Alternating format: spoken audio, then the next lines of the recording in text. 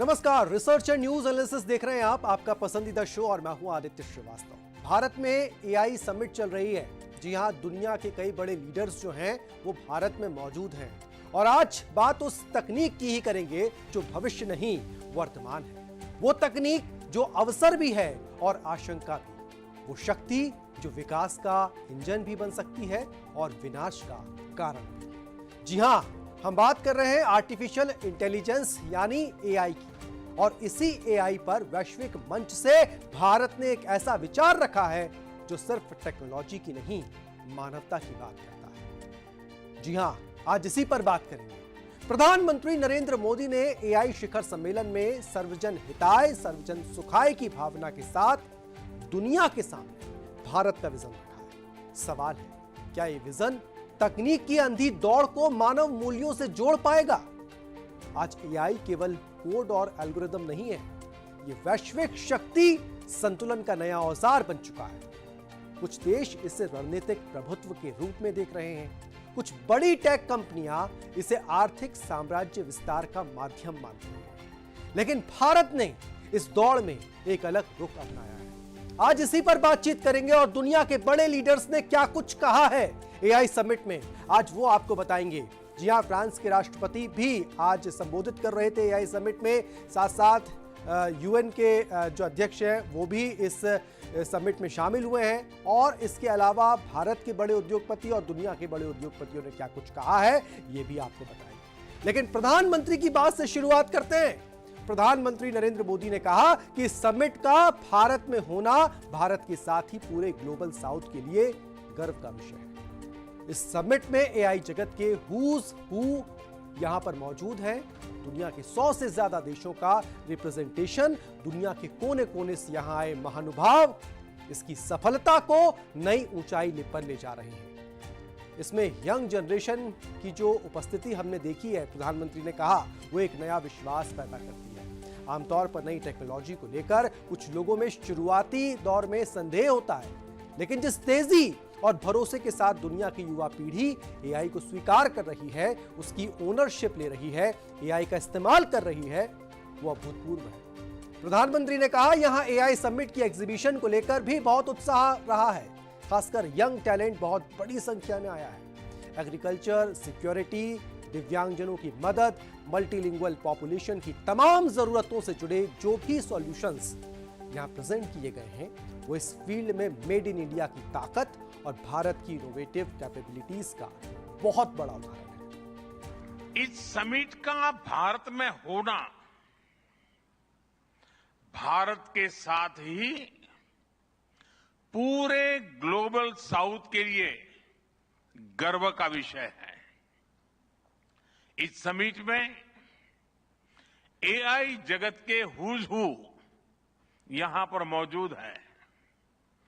दुनिया के 100 से ज्यादा देशों का रिप्रेजेंटेशन, दुनिया के कोने कोने से यहां आए महानुभाव इसकी सफलता को नई ऊंचाई पर ले जा रहे हैं। इसमें यंग जनरेशन की जो उपस्थिति हमने देखी है, वो एक नया विश्वास पैदा करती है।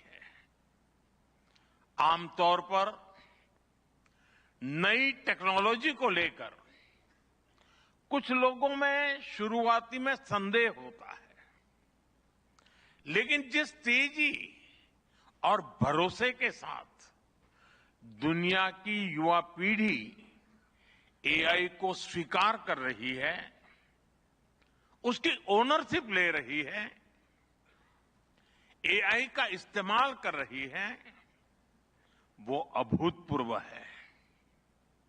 यहां एआई समिट की एग्जीबिशन को लेकर भी बहुत उत्साह रहा है। खासकर यंग टैलेंट बहुत बड़ी संख्या में आया है। एग्रीकल्चर, सिक्योरिटी, दिव्यांगजनों की मदद, मल्टीलिंगुअल पॉपुलेशन की तमाम जरूरतों से जुड़े जो भी सॉल्यूशंस यहां प्रेजेंट किए गए हैं, वो इस फील्ड में मेड इन इंडिया की ताकत और भारत की इनोवेटिव कैपेबिलिटीज का बहुत बड़ा उदाहरण है। प्रधानमंत्री नरेंद्र मोदी ने आगे कहा कि मानव इतिहास में हर कुछ शताब्दियों के बाद एक टर्निंग पॉइंट आता है और वो टर्निंग पॉइंट सभ्यता की दिशा यानी रीसेट करता है और वहीं से विकास की रफ्तार बदलती है। सोचने, समझने और काम करने के पैराडाइम्स बदलते हैं और दिलचस्प बात यह है कि जब हम ट्रांसफॉर्मेशन के उस दौर में होते हैं तब उसके वास्तविक इंपैक्ट का अंदाजा भी नहीं होता। जब पत्थरों से पहली बार स्पार्क निकला, किसी ने नहीं सोचा था कि वो चिंगारी सिविलाइजेशन की फाउंडेशन बनेगी। प्रधानमंत्री ने आगे कहा कि जब बोली को पहली बार लिपि में बदला गया, किसी ने नहीं जाना था कि रिटन नॉलेज फ्यूचर सिस्टम्स की बैकबोन बनेगी। जब पहली बार सिग्नल्स को वायरलेस ट्रांसमिट किया गया, किसी ने कल्पना नहीं की थी कि एक दिन पूरी दुनिया रियल टाइम में कनेक्ट हो जाएगी। साथियों, मानव इतिहास में हर कुछ शताब्दियों के बाद एक टर्निंग पॉइंट आता है और वो टर्निंग पॉइंट सभ्यता की दिशा रीसेट करता है और वहीं से विकास की रफ्तार बदलती है। सोचने, समझने और काम करने के पैराडाइम बदलते हैं और दिलचस्प बात यह है, जब हम ट्रांसफॉर्मेशन के उस दौर में होते हैं तब उसके वास्तविक इंपैक्ट का अंदाजा भी नहीं होता। जब पत्थरों से पहली बार स्पार्क निकला, किसी ने नहीं सोचा था कि वही चिंगारी सिविलाइजेशनल की फाउंडेशन बनेगी। जब बोली को पहली बार लिपि में बदला गया, किसी ने नहीं जाना था कि रिटन नॉलेज फ्यूचर सिस्टम की बैकबोन बनेगी। जब पहली बार सिग्नल्स को वायरलेस ट्रांसमिट किया गया, किसी ने कल्पना नहीं की थी कि एक दिन पूरी दुनिया रियल टाइम में कनेक्ट होगी। प्रधानमंत्री नरेंद्र मोदी ने कहा कि आर्टिफिशियल इंटेलिजेंस मानव इतिहास का ऐसा ही ट्रांसफॉर्मेशन है। आज जो हम देख रहे हैं, जो प्रिडिक्ट कर रहे हैं, वो इसके इंपैक्ट का सिर्फ प्रारंभिक संकेत है। एआई मशीनों को इंटेलिजेंट बना रही हैं, एआई मशीनों को, लेकिन इससे भी अधिक मानव सामर्थ्य को कई गुना बढ़ा रही हैं। अंतर सिर्फ एक है, इस बार स्पीड भी अभूतपूर्व है और स्केल भी अप्रत्याशित है। पहले टेक्नोलॉजी का इंपैक्ट दिखने में दशकों लगते थे, आज मशीन लर्निंग से लर्निंग मशीन्स तक का सफर तेज भी है, गहरा भी है, व्यापक भी है। उन्होंने कहा कि इसलिए हमें विजन की बड़ा रखना है, विजन भी, और जिम्मेदारी भी उतनी ही बड़ी निभानी है। वर्तमान पीढ़ी के साथ ही हमें इस बात की भी चिंता करनी है कि आने वाली पीढ़ियों के साथ में हम एआई का क्या स्वरूप सौंप कर जाएंगे। इसलिए आज असली प्रश्न ये नहीं कि भविष्य में आर्टिफिशियल इंटेलिजेंस क्या कर सकती है, प्रश्न ये है कि वर्तमान में हम आर्टिफिशियल इंटेलिजेंस के साथ क्या करते हैं। उन्होंने कहा कि ऐसे प्रश्न मानवता के सामने पहले भी आए हैं। सबसे सशक्त उदाहरण है न्यूक्लियर पावर। हमने उसका डिस्ट्रक्शन भी देखा है और सकारात्मक कंट्रीब्यूशन भी देखा है। एआई भी एक ट्रांसफॉर्मेटिव पावर है। दिशाहीन हुई तो डिसरप्शन होगा, सही दिशा में आई तो सॉल्यूशन मिलेगा। एआई को मशीन सेंट्रिक से ह्यूमन सेंट्रिक कैसे बनाएं, संवेदनशील और उत्तरदायी कैसे बनाएं, यही इस ग्लोबल एआई इंपैक्ट समिट का मूल उद्देश्य है।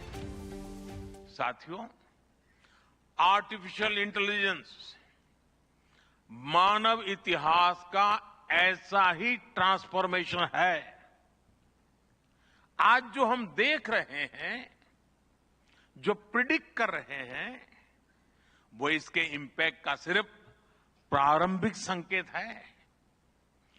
एआई मशीनों को इंटेलिजेंट बना रही है, लेकिन उससे भी अधिक मानव सामर्थ्य को कई गुना बढ़ा रही है।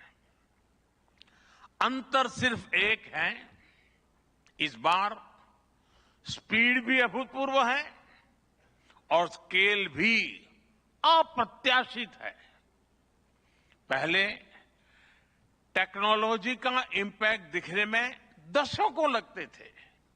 आज मशीन लर्निंग से लर्निंग मशीन तक का सफर तेज भी है, गहरा भी है, व्यापक भी है। इसलिए हमें विजन भी बड़ा रखना है और जिम्मेदारी भी उतनी ही बड़ी निभानी है। वर्तमान पीढ़ी के साथ ही हमें इस बात की भी चिंता करनी है कि आने वाली पीढ़ियों के हाथों में हम एआई का क्या स्वरूप सौंप कर जाएंगे। इसलिए आज असली प्रश्न यह नहीं कि भविष्य में आर्टिफिशियल इंटेलिजेंस क्या कर सकती है। प्रश्न ये है कि वर्तमान में हम आर्टिफिशियल इंटेलिजेंस के साथ क्या करते हैं। ऐसे प्रश्न मानवता के सामने पहले भी आए हैं। सबसे सशक्त उदाहरण है न्यूक्लियर पावर। हमने उसका डिस्ट्रक्शन भी देखा है और सकारात्मक कंट्रीब्यूशन भी देखा है। एआई भी एक ट्रांसफॉर्मेटिव पावर है। दिशाहीन हुई तो डिसरप्शन, सही दिशा मिली तो सॉल्यूशन। एआई को मशीन सेंट्रिक से ह्यूमन सेंट्रिक कैसे बनाएं, संवेदनशील और उत्तरदायी कैसे बनाएं, यही इस ग्लोबल एआई इंपैक्ट समिट का मूल उद्देश्य है। इतना ही नहीं, नरेंद्र मोदी ने कहा कि दशकों पहले जब इंटरनेट की शुरुआत हुई तो कोई सोच भी नहीं पाता था कि इससे कितनी जॉब्स बनेंगी। यही बात एआई में है। आज कल्पना करना मुश्किल है कि आने वाले समय इस फील्ड में किस तरह की जॉब्स पैदा होंगी। एआई का future of work pre defined नहीं है। यह हमारे निर्णय पर, हमारे कोर्स ऑफ एक्शन पर निर्भर होगा। मैं समझता हूं, उन्होंने कहा, मैं समझता हूं हमारे लिए फ्यूचर ऑफ वर्क एक नई अपॉर्चुनिटी है। ये ह्यूमंस और इंटेलिजेंट सिस्टम के साथ मिलकर काम करने का युग है। साथियों, दशकों पहले जब इंटरनेट की शुरुआत हुई तो कोई सोच भी नहीं पाता था कि इससे कितनी जॉब्स बनेगी। यही बात एआई में है। आज कल्पना करना मुश्किल है कि आने वाले समय इस फील्ड में किस तरह की जॉब पैदा होगी। एआई का future of work pre defined नहीं है। ये हमारे निर्णय पर, हमारे कोर्स ऑफ एक्शन पर निर्भर होगा। मैं समझता हूं हमारे लिए फ्यूचर ऑफ वर्क एक नई अपॉर्चुनिटी है। ये ह्यूमंस और इंटेलिजेंट सिस्टम्स के साथ मिलकर काम करने का युग है। वैश्विक नेताओं को संबोधित करते हुए प्रधानमंत्री ने दुनिया के कई देशों से आए लीडर्स से एआई को लेकर कुछ आह्वान भी किए हैं। भारत की प्रतिबद्धता को बताया है और भारत क्या चाहता है दुनिया से एआई को लेकर। जब पूरे दुनिया से कई देशों से लीडर्स भारत में पहुंचे और एक राउंड टेबल पर मौजूद थे, तब प्रधानमंत्री ने क्या कुछ उनसे आह्वान किया, ये भी आपको सुनाते हैं। एक्सेलेंसी, एआई के एथिकल उपयोग के लिए मेरे 3 सुझाव हैं। फर्स्ट, डेटा सॉवरेनिटी को रिस्पेक्ट करते हुए एआई ट्रेनिंग के लिए एक डेटा फ्रेमवर्क बने। जैसे एआई में कहा जाता है, गार्बेज इन, गार्बेज आउट। अगर डेटा सुरक्षित, संतुलित, विश्वसनीय नहीं होगा तो आउटपुट भी भरोसेमंद नहीं होगा। इसलिए ग्लोबल ट्रस्टेड डेटा फ्रेमवर्क जरूरी है। सेकंड, एआई प्लेटफॉर्म अपने सेफ्टी रूल्स बहुत क्लियर और ट्रांसपेरेंट रखे। हमें ब्लैक बॉक्स के बदले ग्लास बॉक्स अप्रोच चाहिए, जहां सेफ्टी रूल्स देखे और वेरीफाई किए जा सके। तब अकाउंटेबिलिटी भी क्लियर होगी और बिजनेस में एथिकल बिहेवियर को भी बूस्ट मिलेगा। थर्ड, एआई रिसर्च में पेपर क्लिप प्रॉब्लम का उदाहरण दिया जाता है। अगर किसी मशीन को सिर्फ पेपर क्लिप बनाने का लक्ष्य दे दिया जाए तो वह उसका एक काम के लिए दुनिया के सारे रिसोर्सेज को दांव पर लगाकर भी वही काम करती रहेगी। इसलिए एआई को क्लियर ह्यूमन वैल्यूज और गाइडेंस की जरूरत है। टेक्नोलॉजी पावरफुल है, लेकिन डायरेक्शन हमेशा मानव ही तय करेगा। फिलहाल यह एक छोटे से ब्रेक के लिए रुक रहे हैं। ब्रेक के बाद आपको बताएंगे दुनिया के और बड़े लीडर्स ने क्या कुछ कहा इस समिट में। 10 सालों से सेविंग्स अकाउंट में अटके पैसे कैसे निकालें? आसान है। 10 सालों से इनएक्टिव SBI सेविंग्स या करंट अकाउंट्स की बैलेंस को RBI के DEA फंड में ट्रांसफर किया जाता है, जिससे आप RBI की उद्गम पोर्टल यानी udgam.rbi.org इन पर देख सकते हैं और आपके SBI ब्रांच से KYC करा के इसे दोबारा एक्टिवेट भी करा सकते हैं। स्टेट बैंक ऑफ इंडिया द्वारा जनहित में जारी। State Bank of India, a banker to every Indian. वहीं इंडिया एआई इंपैक्ट समिट 2026 के दौरान केंद्रीय रेल, सूचना प्रसारण, इलेक्ट्रॉनिक्स और सूचना प्रौद्योगिकी मंत्री अश्विनी वैष्णव ने दुनिया के देशों और बड़ी टेक कंपनियों के प्रमुख अधिकारियों के समक्ष इसकी घोषणा की। अश्विनी वैष्णव ने कहा कि भारत एआई इंपैक्ट समिट की सफलता का प्रमाण नई दिल्ली फ्रंटियर एआई इंपैक्ट प्रतिबद्धताएं हैं। इसके तहत 2 मुख्य लक्ष्यों पर ध्यान केंद्रित किया गया है। इनमें पहला, डेटा के माध्यम से रोजगार और आर्थिक बदलावों के लिए साक्ष्य आधारित नीतियां बनाना, और दूसरा, एआई प्रणालियों को बहुभाषी और सांस्कृतिक रूप से सुदृढ़ बनाना है। ये पहल विशेष रूप से ग्लोबल साउथ यानी कि विकासशील देश के लिए एआई को समावेशी और प्रासंगिक बनाने की दिशा में भारत के नेतृत्व को दर्शाती है। Friends, AI is a foundational technology. It is already transforming how we work, learn, and make decisions. Our Honorable Prime Minister Shri Narendra Modi ji believes that the true value of technology lies in ensuring that its benefits reach the masses. Our Prime Minister's vision is to democratize technology, deploy it at scale, make it accessible to all. That's why in our country, in India, we are working on all the 5 layers of the AI stack. The first layer is the application layer. We sincerely believe that ROI will come from this layer. And this is where the real benefit will flow to the masses in line with our Prime Minister's vision. That is why we are building real-world solutions in healthcare, agriculture, education, logistics, design, financial services, every sector wherever the benefits can reach the masses. Company alphabet और Google के CEO सुंदर पिचाई ने कहा कि वो भारत में बदलाव की रफ्तार से प्रभावित है। साथ ही कहा, हमें एआई को लेकर रुख साहसिक रखना चाहिए क्योंकि यह अरबों लोगों की जिंदगी में बदलाव ला सकता है। इंडिया एआई इंपैक्ट समिट में बोलते हुए पिचाई ने कहा कि कंपनी इंडिया अमेरिका कनेक्ट पहल के तहत अमेरिका और भारत के बीच 4 नई प्रणालियों सहित सबसी फाइबर ऑप्टिकल केबलों का एक विशाल नेटवर्क भी बना रही है, समुद्र के अंदर केबल डाल रही है। उन्होंने लोगों को संबोधित करते हुए कहा, भारत में हम किसानों को उनकी आजीविका की रक्षा करने में मदद कर रहे हैं। पिछले साल भारतीय सरकार ने एआई आधारित पूर्वानुमान लाखों किसानों को भेजे, जिससे उन्हें खराब मौसम के बारे में चेतावनी मिली। पिचाई ने आगे कहा, जब तक हम मिलकर काम नहीं करेंगे तब तक हम एआई के पूरे लाभ प्राप्त नहीं कर पाएंगे। उन्होंने आगे कहा, हम हाइपर प्रगति के कगार पर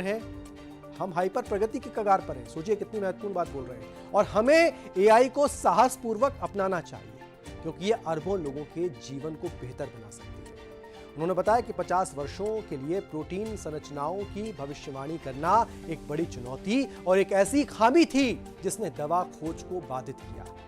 आज 190 देशों में 30 लाख से अधिक शोधकर्ता मलेरिया के टीके विकसित करने के लिए इसका उपयोग कर रहे हैं। गूगल भारत में अपने $15 अरब के अवसंरचना निवेश के तहत एक पूर्ण स्तरीय एआई हब स्थापित कर रहा है। To build AI that is truly helpful for everyone, we must pursue it boldly, approach it responsibly, and work through this defining moment together. Why bold? Because AI can improve billions of lives and solve some of the hardest problems in science. For 50 years, predicting protein structures was a grand challenge and a blind spot that stalled drug discovery. Demis Hassabis and his team at Google DeepMind asked an audacious question: how could we use AI to solve this? That question led to AlphaFold. This breakthrough didn't just win a Nobel Prize, it compressed decades of research into a database that is now open to the world. Today, over 3 million researchers in more than 190 countries are using it to develop malaria vaccines, fight antibiotic resistance, and much more.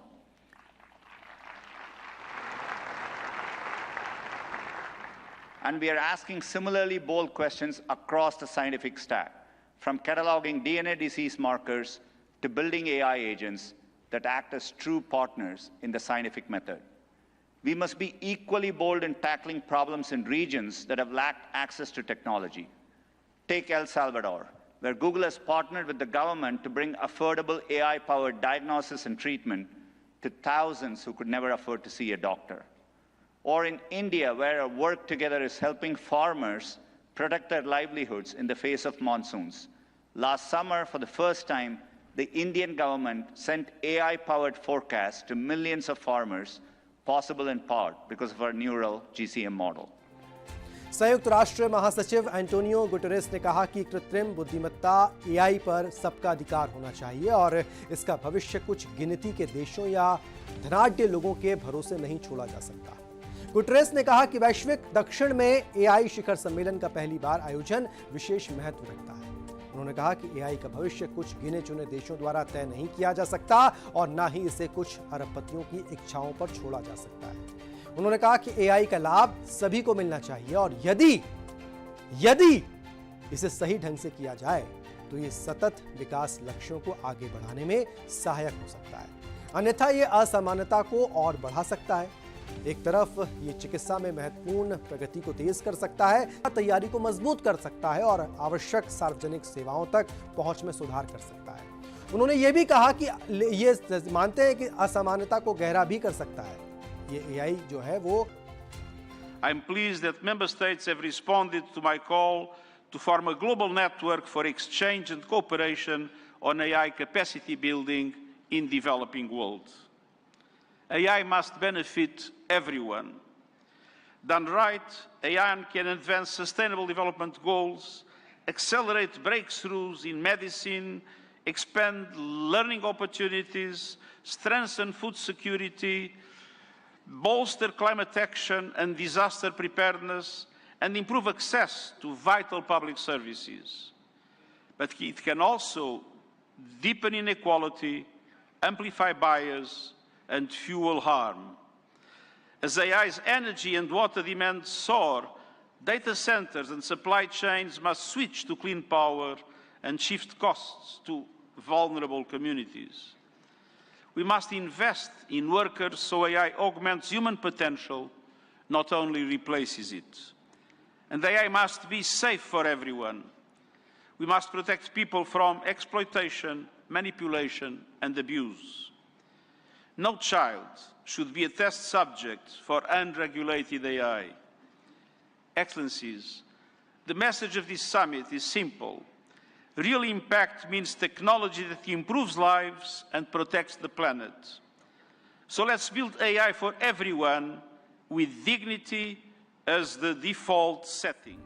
वहीं Reliance industry के chairman और प्रबंध निदेशक मुकेश अंबानी ने जियो network के जरिए कम लागत पर एआई सेवाएं उपलब्ध कराने का वादा किया और कहा कि इस दिशा में कंपनी 7 साल में 10 लाख करोड़ रुपए का निवेश करेगी। अंबानी ने यहां भारत मंडपम में इंडिया एआई इंपैक्ट सम्मेलन में ऐलान किया कि जिस तरह समूह की दूरसंचार कंपनी जियो ने देश में डेटा सस्ता किया, उसी तरह अब एआई को भी आम भारतीय तक किफायती दरों तक पहुंचाया जाएगा। उन्होंने कहा कि भारत बुद्धिमत्ता किराए पर नहीं ले सकता और जियो देश को इंटरनेट युग के बाद अब इंटेलिजेंस युग से जोड़ेगा। उन्होंने कहा कि जियो और रिलायंस इंडस्ट्रीज अगले 7 साल में इस दिशा में 10 लाख करोड़ रुपए का निवेश करेगी। ये निवेश देश में मजबूत एआई ढांचा खड़ा करने और आने वाले दशकों के लिए आर्थिक मजबूती सुनिश्चित करने के उद्देश्य से किया जाएगा।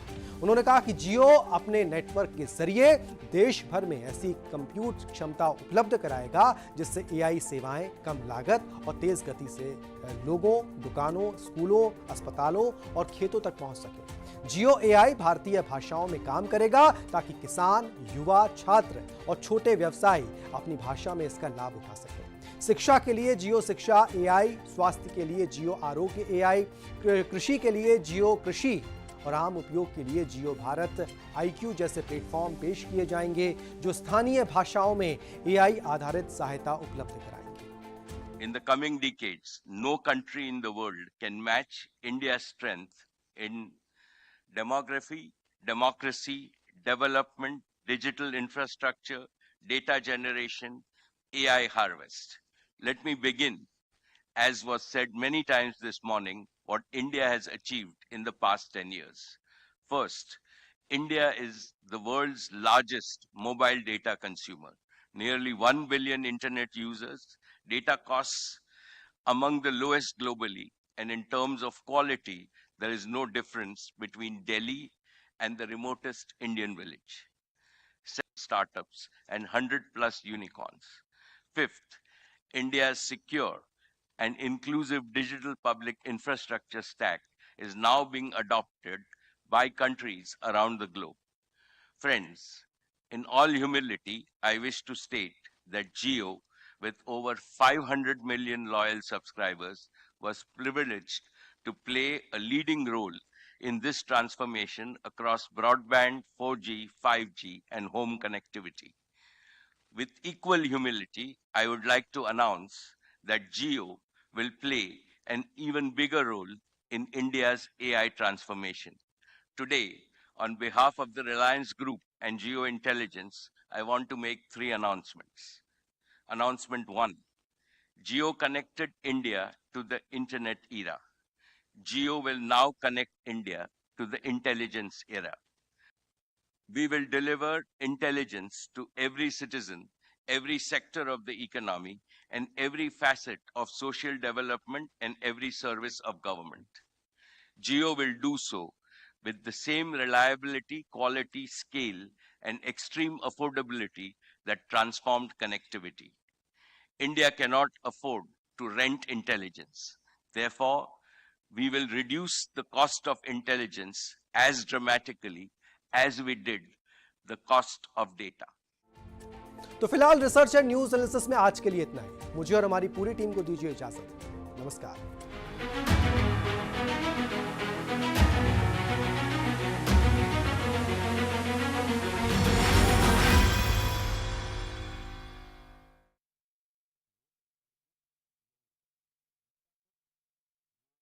मध्य प्रदेश के कोने कोने से आ रही हैं वो कहानियां जो आपके जीवन में लाएंगी हौसला और उम्मीद, जो आपकी जिंदगी में देंगी हौसला और सकारात्मकता।